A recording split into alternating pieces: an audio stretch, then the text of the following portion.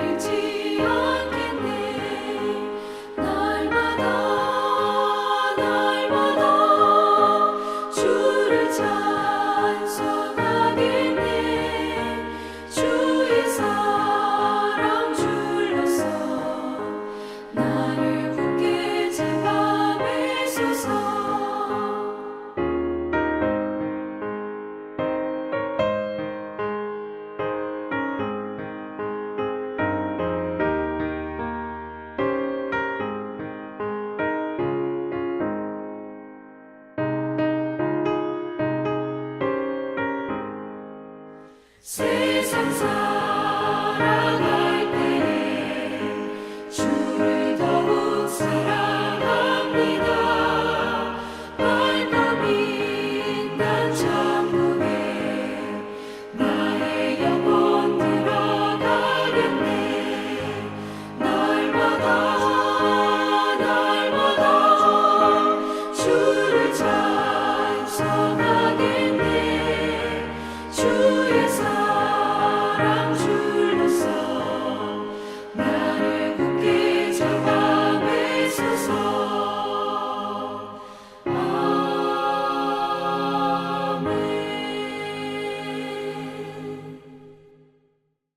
오늘 우리가 함께 볼 말씀은 요한복음 11장 36절부터 44절까지 말씀되겠습니다. 우리 함께 말씀을 한 목소리로 읽도록 하겠습니다. 이에 유대인들이 말하되 보라 그를 얼마나 사랑하셨는가 하며 그중 어떤 이는 말하되 맹인의 눈을 뜨게 한 이 사람이 그 사람을 죽지 않게 할 수 없었더냐 하더라.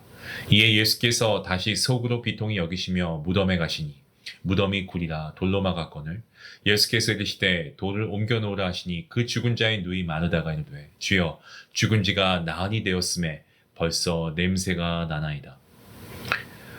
예수께서 이르시되 내 말이 너가 믿으면 하나님의 영광을 보리라 하지 아니하였느냐 하시니 이 돌을 옮겨 놓으니 예수께서 눈을 들어 우러러보시고 이르시되 아버지여 내 말을 들으신 것을 감사하나이다.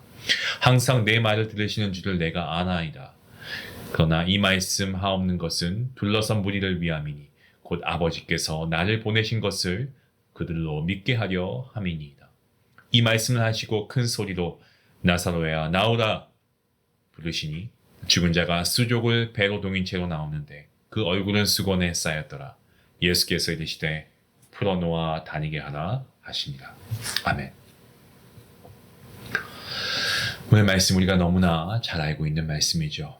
예수님께서 지금 무리가 함께 우시는 모습을 보고 계시고 또 어떤 유대인들은 예수님이 이 나사로 얼마나 예수님이 나사로를 사랑하시는가 여기에 대해 감탄을 하는 이들도 있었습니다마는 반대로 어떤 이들은 맹인의 눈을 뜨게는 했지만 나사로는 죽지 않게 할 수 없었냐고 이 빈정거리는 이들도 이들 무리 가운데 있었습니다. 예수님께서는 이 모든 말씀을 다 알고 계셨고요. 듣고 계셨고 그리고 예수님 마음속으로 비통히 여기셨다라고 오늘 본문에서 말씀하고 있습니다. 예, 우리가 알고 있는 상황이고 배경이 나오고 있습니다. 예수님이 나사로의 무덤까지 도착하셨죠. 당시 이스라엘 무덤은 우리처럼 매장이 아닌 자연 동굴 혹은 이 바위를 파낸 무덤이었습니다. 무덤 안에 선반이 있는데 거기에 시신을 그 위에 올려놓고 큰 둥근 바위로 문을 막아 놓았습니다. 돌로 막아 놓았다라는 것은 이건 무엇을 의미하냐면 장래 의식이 모두 끝마쳐졌다라고 하는 의미이기도 합니다. 나사로의 무덤을 보고 마르다와 마리아 어떤 생각을 했을까요? 아마도 저와 여러분도 마찬가지였을 겁니다. 마르다와 마리아 아마 우리 가족에게 왜 이러한 일이 생겼을까? 왜 이러한 애통하는 슬픈 일이 생겼을까라며 한탄하면서 의문을 가졌을 것입니다. 우리가 신앙생활 하다 보면 우리가 예상치 못했던 여러 가지 상황들을 우리가 맞닥뜨리면서 우리가 때론 질문을 할 때가 있습니다. 때론 우리가 하나님의 공의, 하나님의 정의는 어디에 있습니까? 라고 우리가 하나님께 되묻기도 하죠. 뭐 이런 거 아니겠습니까? 믿음으로 순종했는데 우리가 교회 생활 잘하고 나는 헌금 생활도 잘하고 지금까지 열심히 교회에서 봉사도 했는데 그 결과가 좋지 않았을 때 하나님의 인도하심에 대해서 질문하는 경우가 있습니다. 또한 죄로 인해서 정말 우리의 삶이 방탕하고 물들고 죄로 인해서 말이죠. 그리고 하나님의 용서하심과 사랑에 대해서 질문을 던질 때도 있습니다. 누구나 질문을 갖습니다만은 이러한 질문이 어떤 단순히 의심이나 혹은 체념의 마침표로 끝나서는 안 된다는 거죠. 예, 질문으로 출발할 수 있습니다만은 그 마지막에 결론, 이 도착지는 다를 수가 있습니다. 어떤 길은 질문으로 인한 불신앙의 자리로 가고 또 다른 길은 진리를 추구하는 믿음의 자리로 가는 것이죠. 한번 여러분 생각해 보시기 바랍니다. 여러분의 질문은 어떤 목적지로 가고 있습니까? 오늘 마르다와 마리아의 입장에서는 이 나사로가 죽을 병에 걸리고 나서 그런 위기의 상황 가운데 예수님이 빨리 오시지 않았던 것, 이런 것에 대한 의문을 가질 수가 있었습니다. 하지만 우리 앞에 놓여있는 이해할 수 없는 질문의 상황들, 우리는 알고 있죠. 하나님의 말씀이 이루어질 기회라는 것을 말입니다. 이것이 하나님의 느낌표가 아닐까요? 느낌표는 대개 감탄문과 감탄사에 쓰이지 않습니까? 이해되지 않는 질문들은 정말 약속의 말씀을 성취하기 위한 것이었구나 라고 하면서 하나님의 느낌표를 경험할 수 있는 거죠. 마리아와 마르다가 믿음의 자리로 가는 느낌표가 되기 위해 예수님은 어떻게 하셨습니까? 본문 39절 말씀에 이렇게 기록하고 있습니다. 예수께서 이르시되 돌을 옮겨 놓으라 하시니 그 죽은 자의 누이 마르다가 이르되 주여 죽은 지가 나흘이나 되었음에 벌써 냄새가 나나이다. 예수님께서 뭐라고 말씀하십니까? 돌을 옮겨 놓을 것을 말씀하시죠. 근데 마르다가 나사로가 죽은 지 나흘이 되었다라고 되어 있습니다. 살릴 수가 없다는 말이죠.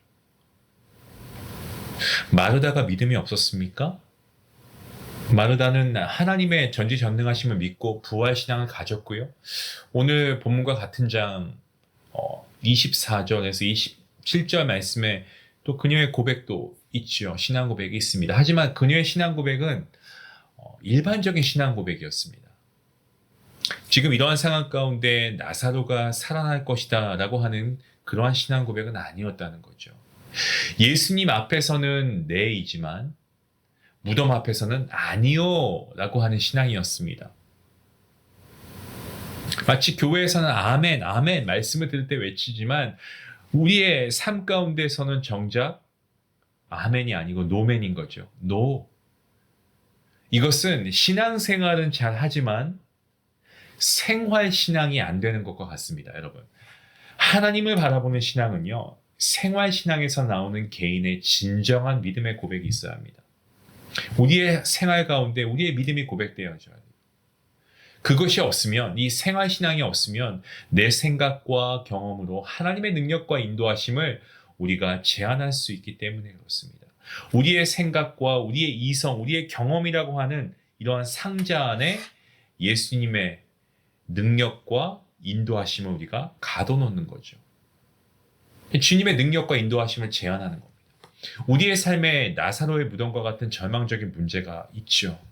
그 문제의 무덤 앞에서 우리는 낙심하고 좌절합니다. 하지만 마르다와 같은 일반적인 고백이 아니고 예수님을 바라보는 믿음의 고백, 말씀에서 답을 찾는 진정한 고백, 우리에게 있어야 하지 않겠습니까? 그러기 위해서는 무엇이 필요하겠습니까? 오늘 말씀을 통해 우리가 깨닫게 되는 것 첫 번째는 돌을 옮겨야 합니다. 돌을 옮겨야 됩니다.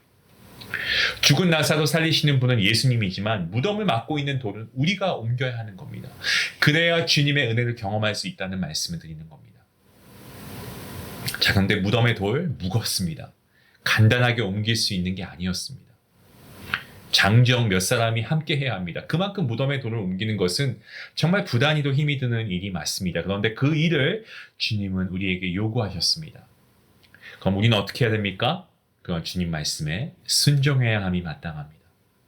나의 인생 가운데 주님의 은혜를 가로막고 있는 돌이 무엇이 있습니까? 어쩌면 그 돌은 의심일 수도 있고요.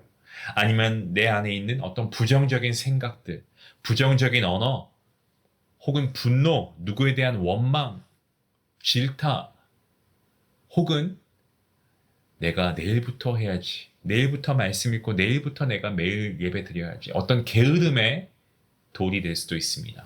이러한 돌들을 치우기 전까지는 우리의 문제 해결되지 않습니다. 주님의 은혜가 임하지 않을 수 있다는 겁니다. 또한 두 번째로 깨닫게 되는 것은 무엇입니까? 우리가 돌을 옮기는 것 다음으로 내 기도를 듣고 계시는 우리 하나님께 우리가 감사함으로 하나님의 도우심을 간구해야 한다는 거죠. 본문 41절 말씀에 돌을 옮겨 놓으니 예수께서 눈을 들어 보시고 이르시되 아버지여 내 말을 들으신 것을 자 뭐라고 되어 있습니까? 감사하나이다. 주님께서 이러한 기도를 하셨습니다. 자 41절 말씀에 돌을 옮겨 놓으니까 예수님이 기도하시죠. 돌을 옮겼다고 해서 나사로가 살아나는 것이 아닙니다. 돌을 옮기는 결단의 이 믿음의 행동이 이루어지는 동시에 기도해내야 되는 겁니다. 신앙인이 문제를 해결하는 두 가지는요.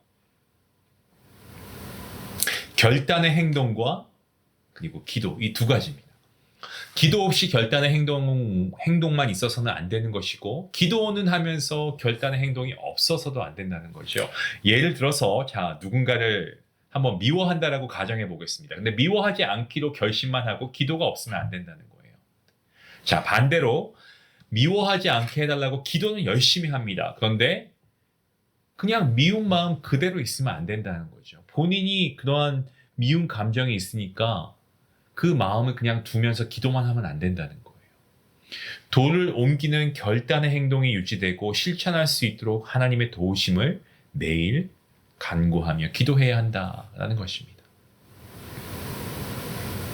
예수님께서 기도하실 때 보시면 본문 42절 말씀에 뭐라고 되어 있죠? 항상 내 말을 들으시는 줄을 내가 알았나이다 라고 기도하십니다.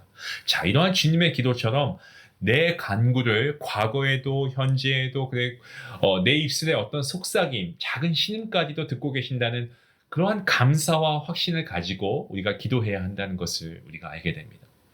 그리고 무엇보다 그 기도의 응답을 통해서 내 주변 사람들에게 살아계신 하나님을 나타내고 영혼 구원이 이루어지도록 기도해야 한다는 거죠. 그러니까 이러한 모든 것들이 기도에 포함되어 있어야 한다는 거예요. 주님께서 이렇게 기도하시고 이제 말씀하시죠. 나사로야 나오라 라고 외치십니다. 여러분, 이것은 그냥 주님께서 나사로의 이름을 부르신 것이 아니고 기쁨과 소망의 외침입니다.